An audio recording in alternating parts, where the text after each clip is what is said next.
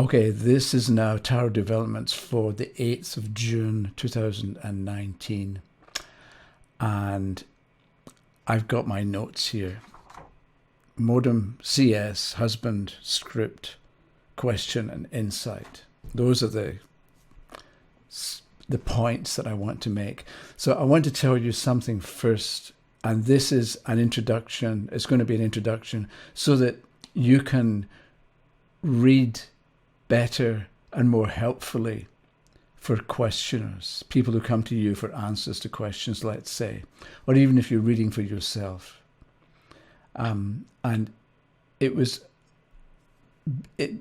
began with, we've got a modem here and it's installed by the phone company, the Bell. And last week we got a new modem. The old one was, it broke, or it wasn't working properly. So a week ago on Wednesday, I think it was, they were supposed to come, and somebody was supposed to come and install a new modem because it's complicated. And it was between 12 and 5, and nobody showed up.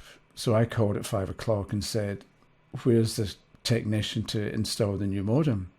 So after going through ID stuff and all the rest of it, the fellow said, hold on a moment. And then a couple of minutes later, he came back, having put me on hold, and then explained about how the ticket didn't come back and there was an error message and all the rest of it. And I timed it, it was like 2.5 minutes he took to explain why the technician didn't show up. So this video is called The Tarot as Customer Service. So the customer service, from the point of view of the Bell, it was good customer service because he explained to me all that went wrong and why the technician didn't show up. But from the point of view of the customer, me, it wasted my time. So he could have introduced, when he came back having found out the problem or the answer to the problem, he could have said, do you want to make a new appointment or do you want to find out why the technician didn't show up? So that was putting the customer first and finding out what the customer wanted and then adapting his behavior to my requirements. But he had a script probably on screen in front of him, and the script said, when you've got a question like this, tell the customer what went wrong.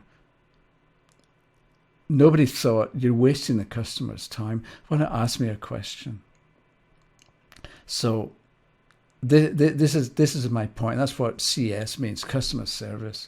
And I think when it comes to a tarot reading, think of the questioner as the customer who has needs, requirements, demands, things they want to know about. And the reader is supposed to be helpful, or as helpful as possible, to the questioner. And if you go into the reading thinking, okay, I'm going to help this person, or I'm going to answer their questions as best I can, then the script is with the customer and not with you, which I think is how it should be.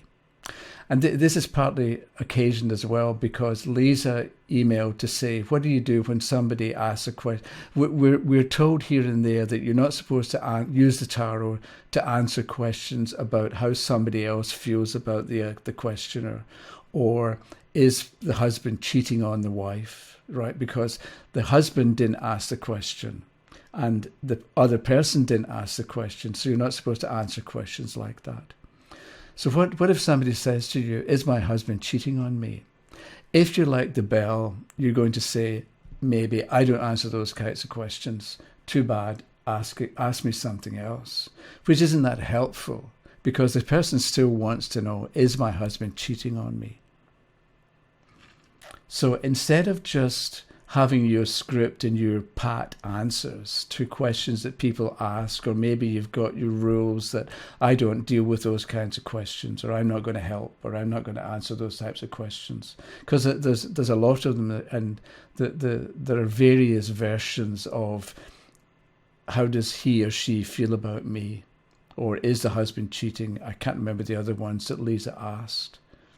So instead of saying, I don't answer those kind of questions, you could, as I suggested to the Bell fella, you could have prefaced it by saying, do you want a new appointment, or do you want to know what went wrong? So if somebody says, is my husband cheating on me? Instead of saying, I don't answer those kinds of questions, you could say, what do you mean by cheating? Because it can mean, we think we know what it means, but does it mean he's cheating and he's never coming back? Or does it mean he's cheating and he's going to discover that it's stupid and he really ought to stick with you? Because we all do stupid things from time to time, and you have to forgive other people for being stupid sometimes. I mean, for behaving stupidly on certain occasions. You don't hold it against them forever. Because we also do stupid things. But anyway, so is my husband cheating on me? You could say, instead of I don't answer those questions, you could say something like, that's a difficult question to answer. And I'm not sure if I'm going to be right, but why don't we look at it? Let's pick some cards and see what we can do with it. Or else it's complicated and it may not be clear what the answer is. It's open to interpretation. So if you're happy with this, let's proceed. So I think you're giving good customer service and taking seriously the needs and questions and requirements of the questioner, and helping them to come to an answer. Because the other thing is, and this is where I wrote down insight. If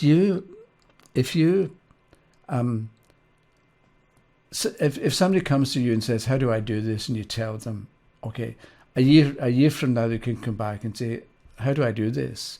And they've forgotten what you told them. But if you can in giving the answer, if you can give the questioner some insight into how to solve the problem, or what was stopping them being able to solve the problem for themselves, or what else is going on with the problem or with the situation, you're giving them some insight, which will mean that if the same kind of situation happens again, they're going to be better able to figure out for themselves what to do.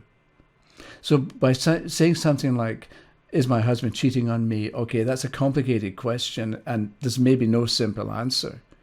You're putting the idea into the questioner's mind that maybe their idea of cheating and not cheating isn't as simple as they think it is. Maybe it's not black and white.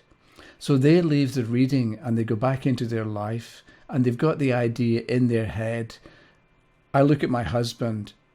Maybe it's more complicated than I thought it was. Or maybe I should think things through. So by giving the questioner, by not just saying, no, I'm not going to answer that question, but by saying it can be complicated, it can be open to interpretation, but let's try and see what we can figure out. You're encouraging the questioner to be involved in this, in the question and the solution and the answer. But you're also able to maybe educate them a bit about what relationships are for, or what we can reasonably expect from other people. Because that thing I mentioned a few minutes ago about being stupid, you could say that, maybe he's cheating, but we all do stupid things. Or maybe what you do is you turn a card and the answer is yes, he's cheating because of this and this and this. Or no, he's not cheating because of this and this and this, depending on the card that comes up. So the questioner maybe can't do much about the husband's behavior, because you can't change people to suit yourself. So they can't maybe do much about the husband's behavior, but they can do something about the reasons why the husband is maybe considering cheating.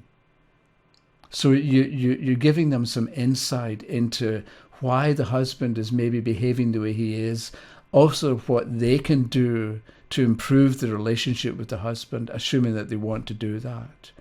And if they don't want to do it, you're making them aware of the fact that they don't want to do it. So you've got an impasse. So it's not just the husband's fault. it's the questioners as well. You're maybe not going to say that outright to them because that can insult them or just get them annoyed.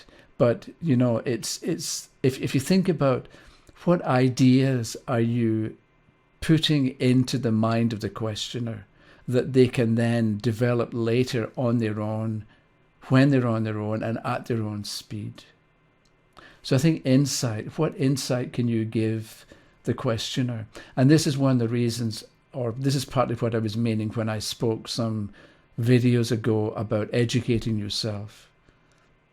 So if you read or watch or listen and get ideas about how to live better, how to live more fully, good habits, how to develop attention to detail, how to not procrastinate, how to listen, for instance. These are all useful behavior, and it's a kind of idea that you can give a questioner who has a very specific situation that they don't know how to deal with. But you can give them insight and give them ideas that they might then try. And in making an effort, they change the situation, they change themselves, so they attract different experiences. Because that's how it works. We get back what we give out, generally. And I mentioned before at the end of Abbey Road, and in the end, the love you take is equal to the love you make. Okay. So I think that's it for the moment. Thanks for watching. If you have comments, let me know. Next is going to be a bit more on the horoscope spread, because Phil in Australia, down in Adelaide, well, I say down there because I'm up here and he's down there. But if you're in Australia, maybe it's over there. So more about the horoscope spread. And then we'll see what happens after that. Thanks for watching. We'll talk to you again. Bye-bye.